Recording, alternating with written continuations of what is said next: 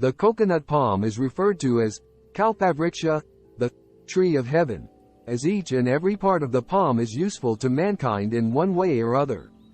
It provides food, drink, fuel and timber. Millions of families in India depend on coconut for their livelihood either directly or indirectly. India ranks third in area and production of coconut in the world. The four southern states viz. Kerala, Tamil Nadu, Karnataka and Andhra Pradesh are the major coconut-producing states in India, accounting for more than 90% of area and production. There is a great scope for enhancing the productivity of coconut through adoption of scientific cultivation technologies, which are described here under. The coconut palm is found to grow under varying climatic and soil conditions. It is essentially a tropical plant, growing between 20 degrees north and 20 degrees south latitudes. The ideal temperature for coconut growth and yield is 27 plus or minus 5 degrees Celsius and humidity greater than 60%. The coconut palm grows well up to an elevation of 600 meters above MSL.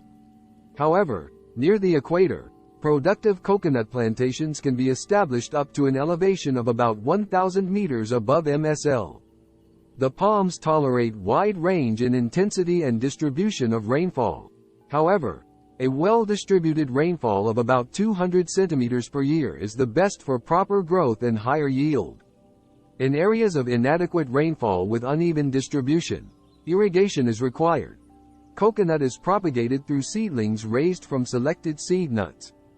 Generally 9 to 12-month-old seedlings are used for planting. Select seedlings, which have 6 to 8 leaves and 10 to 12 centimeters collar girth when they are 9 to 12-month-old. Early splitting of leaves is another criteria in the selection of coconut seedling. Shallow soils with underlying hard rock, low-lying areas subject to water stagnation and clayey soils are to be avoided. Proper supply of moisture either through well-distributed rainfall or through irrigation should be ensured before planting. Undulating terrain. Prepare the land by contour terracing or bunding. In low-lying areas, mounds are to be formed at planting site to a height of at least 1 meter above water level. In reclaimed, kyle areas, seedlings are planted on field bunds. In loamy soils with low water table, a pit size of 1 meter by 1 meter by 1 meter is recommended. In laterite soils with underlying rocks, take larger pits of size 1.2 meters by 1.2 meters by 1.2 meters. In sandy soils, the size need not exceed 0.75 meters by 0.75 meters by 0.75 meters. Spacing depends upon the planting system, soil type, etc.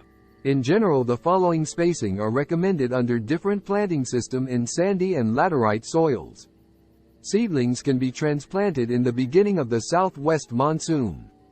If irrigation facilities are available, it is advisable to take up planting at least a month before the onset of the monsoon so that the seedlings get well established before heavy rains.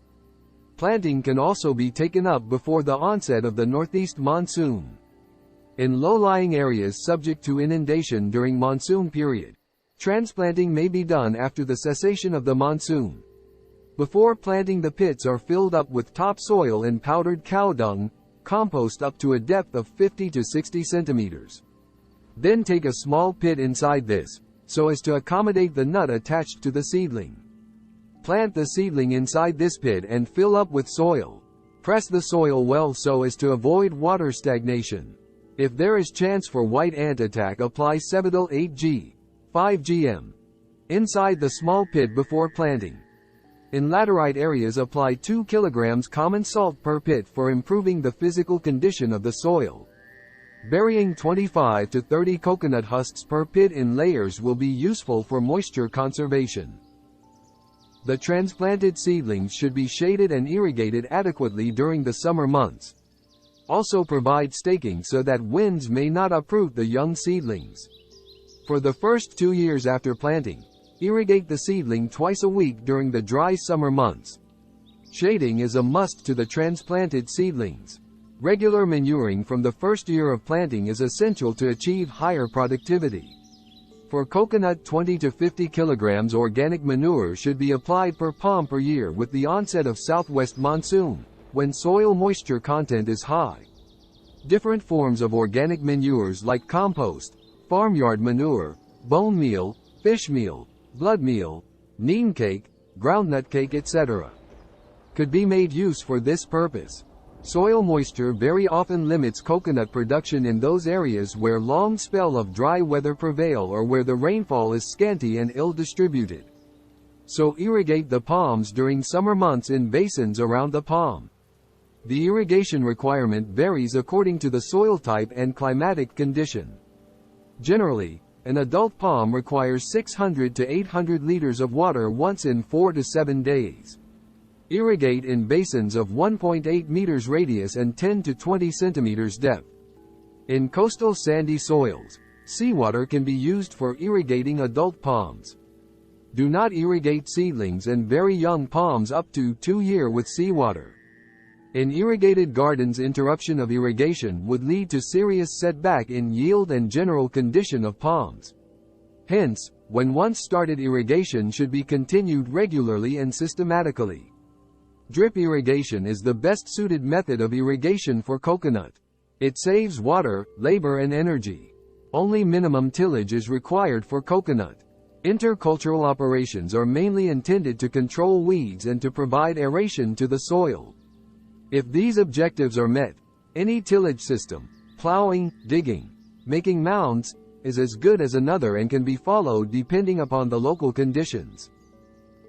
Burying fresh or dried coconut husks around the palm is a very beneficial practice, particularly for moisture retention, especially in drought-prone areas.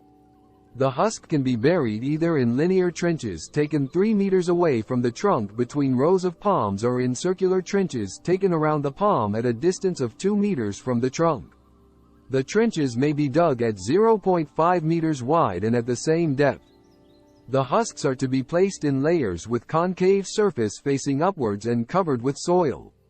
The beneficial effects of husk burial will last for about 5 to 7 years.